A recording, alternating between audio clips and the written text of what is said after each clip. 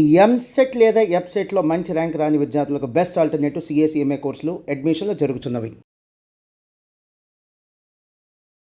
Hello everyone, మీరు చూస్తున్న Suman TV. నేను మీ కీర్తి. నాతో పాటు ప్రముఖ ఫ్యామిలీ కౌన్సిలర్ మాధవి గారు ఉన్నారు. హాయ్ మాధవి గారు. హాయ్ కీర్తి. మాధవి గారు, రీసెంట్గా ఒక అమ్మాయి ఒక తల్లిదండ్రులని ఒక ప్రశ్న నిలదీసిందండి. చాలా చాలా నన్ను కదిపి కుదిపేసిన ప్రశ్న. మీ దగ్గర నుంచి నాకు ఎలాంటి సమాధానం వస్తుందో తెలుసుకుందాం. ఈ వీడియో ఒకవేళ తనకు చూస్తుంటే తనకు కూడా హెల్ప్ అవుతుంది. డెఫినెట్గా తనని ట్యాగ్ కూడా చేస్తాను నేను.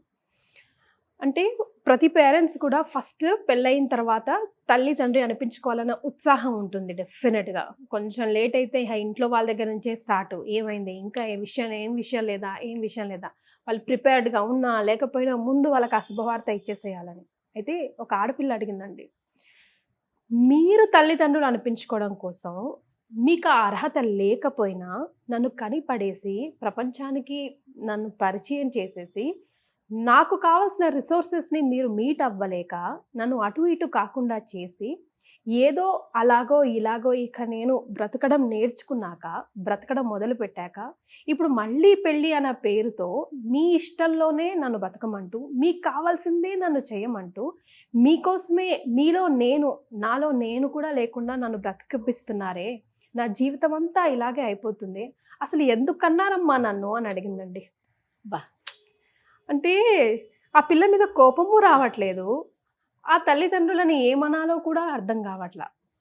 తన ప్లేస్లో 100% షీఈ్ రైట్.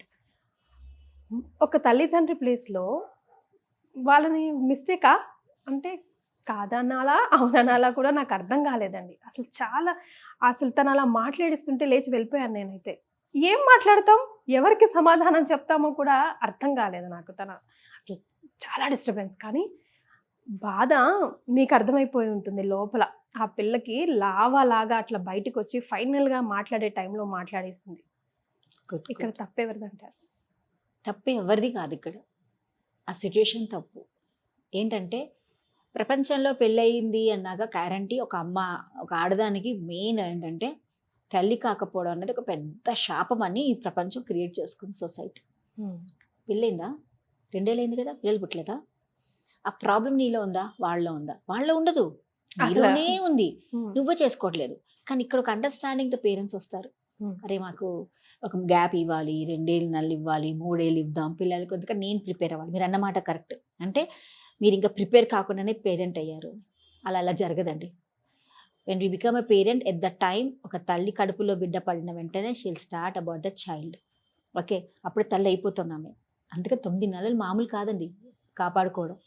దానికి తగ్గట్టుగా కావాల్సిన డైట్ తినాలి, దానికి నచ్చని నువ్వు తినకూడదు, దానికి ఏదైతే నా అవి తింటే పిల్లకి ఏదైతే కష్టం అవుతుందని చెప్పేసి తల్లి మానుకుంటుంది, సాక్రిఫైస్ చేసింది. అంటే ఆలోచించండి, ఆ 9 months ఆఫ్ పీరియడ్ తన బాడీలో పెరుగుతున్నప్పుడు ఎన్ని ప్రాబ్లమ్స్, ఎన్ని సైకలాజికల్ చేంజెస్, హార్మోనల్ చేంజెస్, తనకున్న ఫీలింగ్స్. అరే ఒక దగ్గో జలుబో కొంచెం ఎసిడిటీ వస్తేనే కొద్దిసేపు తట్టుకోలేని జీవితాలు ఇవి.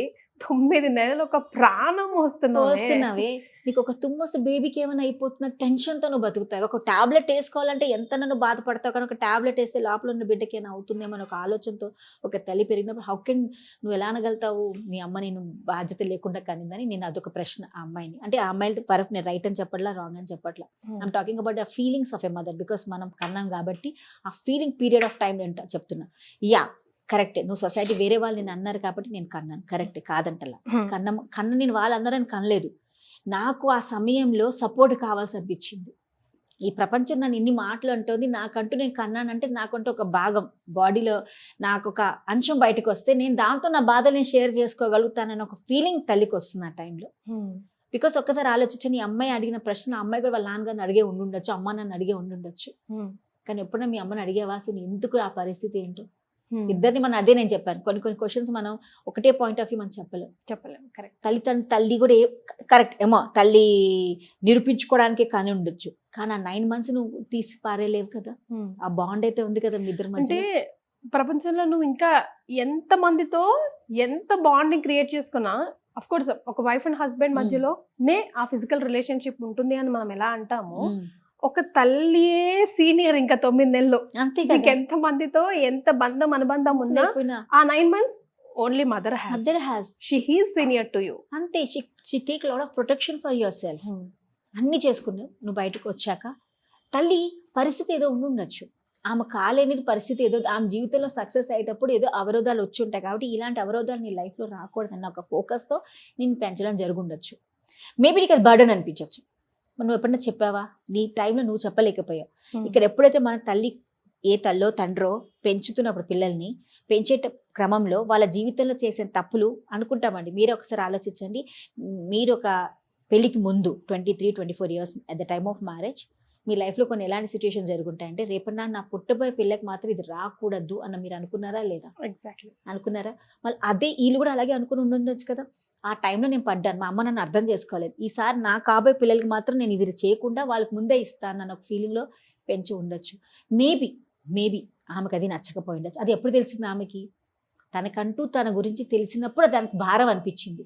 కానీ ఒక్కసారి ఆలోచించండి, అసలు ఈ భారం జరిగినప్పుడు నువ్వు ఇన్ని రోజులు నువ్వు క్యారీ చేసావు కదా నీ బాధ. ఏ రాజైనా కూర్చోపెట్టి, మమ్మీ నాకు ఇది నచ్చట్లేదు, this is the reason I don't want to get married, నాకు పెళ్లి చేసుకోవాలంటే ఇవన్నీ ఉన్నాయి, ఇది నేను క్లారిటీ అయ్యాక నేను పెళ్లి చేసుకుంటా, నాకు ఇది లేదు అన్నప్పుడు తల్లితో మాట్లాడితే తల్లి ఎందుకు అర్థం చేసుకోదు?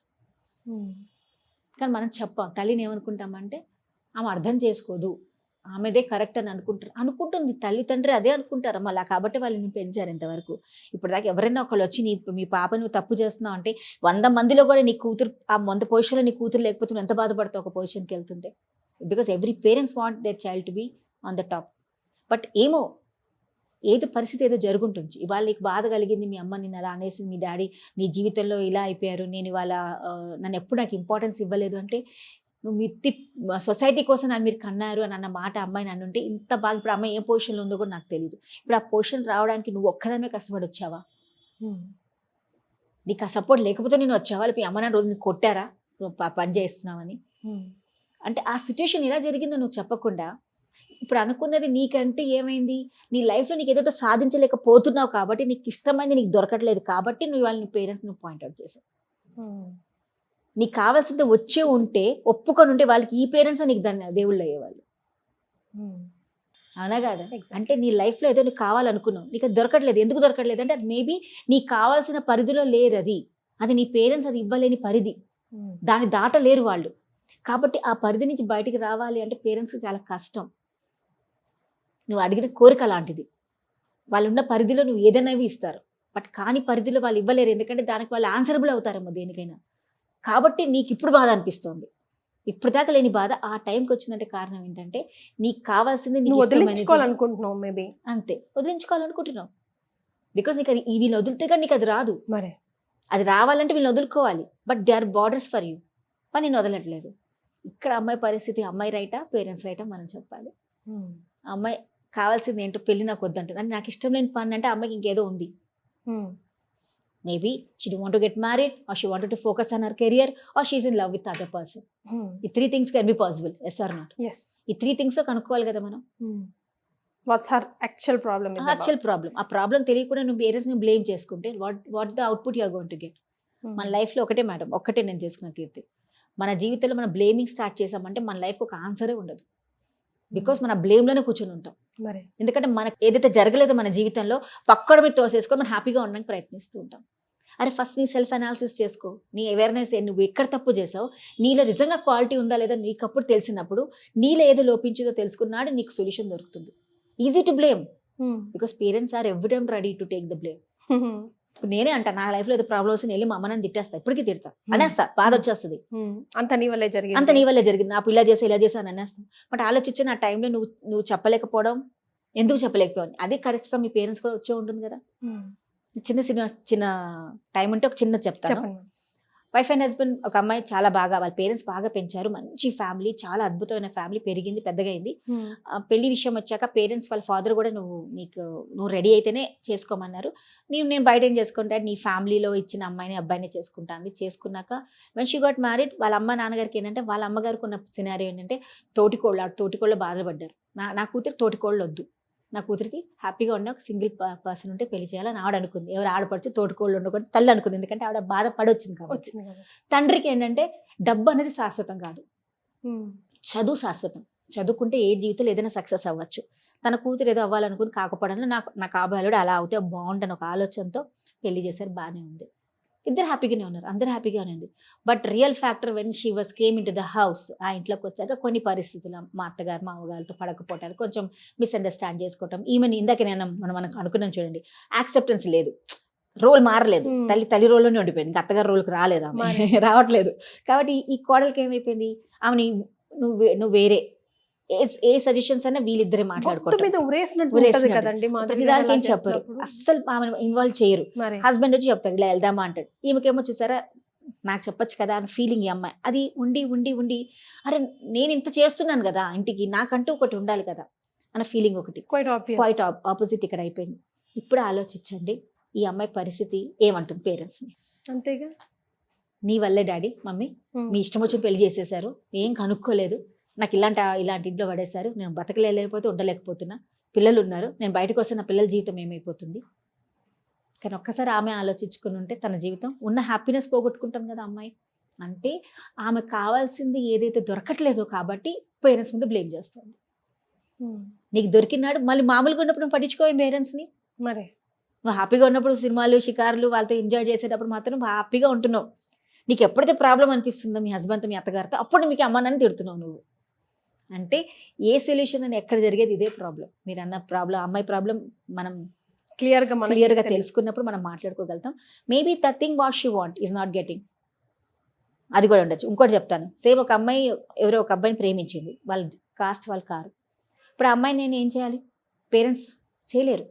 ఇప్పుడు అమ్మాయి ఏమంది, మీ లైఫ్ నేను ఇన్నటి వరకు మీరు చదువుకోమంది చదువుకున్నాను, మీరు ఇలా ఉంటే ఉన్నాను, ఇలా ఉండమంటే ఇలా ఉండకూడదంటే ఇలా ఉన్నాను, ఇలా చేయొద్దంటే చేశాను, ఇప్పుడు నా పెళ్లి కూడా మీ జీవితంతో మీరు చెప్పినప్పుడు నేను వాడినే చేసుకోవాలంటే నా లైఫ్ ఏముంది ఇక్కడ, తిరిగి చూస్తే మీరే ఉన్నారు నా లైఫ్లో.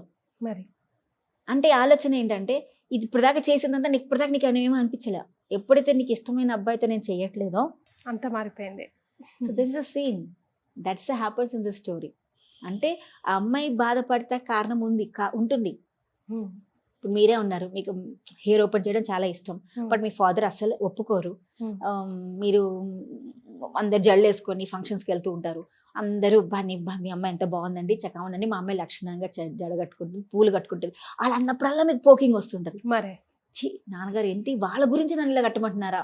కానీ ఇక్కడ అరే మా నాన్నకి ఇది ఇష్టం కదా, ఇలా ఉంటే మా నాన్నకి ఇంత చేస్తున్నాడు కదా, ఇది ఒక్కటి మా నాన్నకి చేస్తే హ్యాపీ ఫీల్ అవుతున్నాడు కదా, ఇది చేస్తే తప్పేముంది, అక్కడ ఆలోచన రాదే మనకి. అంటే వాళ్ళ గురించి మా నాన్న చేయమంటున్నాడు అని ఆలోచన నెగిటివ్ కొడుతుంది, అది న్యాచురల్. కానీ ఇప్పుడు మనం బయటకు వచ్చాక మన అందరినీ చూసాక ఓపెన్ హెయిర్ చేసుకుని అబ్బా ఆ రోజు చేయలేదు ఇవాళ చేస్తే బాగుంటుంది అనిపిస్తుంది. బట్ మీరు ఆలోచించండి, ఒక్కొక్కసారి మనకి కొడుతుంది, అరే డాడీ చెప్పింది కరెక్టే కదా, మన పిల్లలు వచ్చాక వస్తుంది. అంటే it's starts only when we are in that circle of a problem, when it is not according to our. అంటే ఆ ప్రాబ్లమ్ని మనం ప్రాబ్లంగా అనుకున్నప్పుడే అనిపిస్తుంది. బికాస్ చుట్టుపక్కల ఉన్న రిసోర్సెస్ నాకు తగ్గట్టుగా లేనప్పుడే అప్పుడు మనం బ్లేమింగ్కి స్టార్ట్ అవుతాం.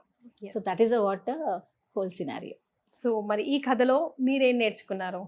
మీరు ఈ సిచ్యువేషన్కి సంబంధించి ఏమైనా మాట్లాడాల్సి వస్తే ఎలా మాట్లాడతారు, ఎలా ఆలోచిస్తారు? కమెంట్ చేసి చెప్పండి. Thank you so much Madhavi garu. Thank you.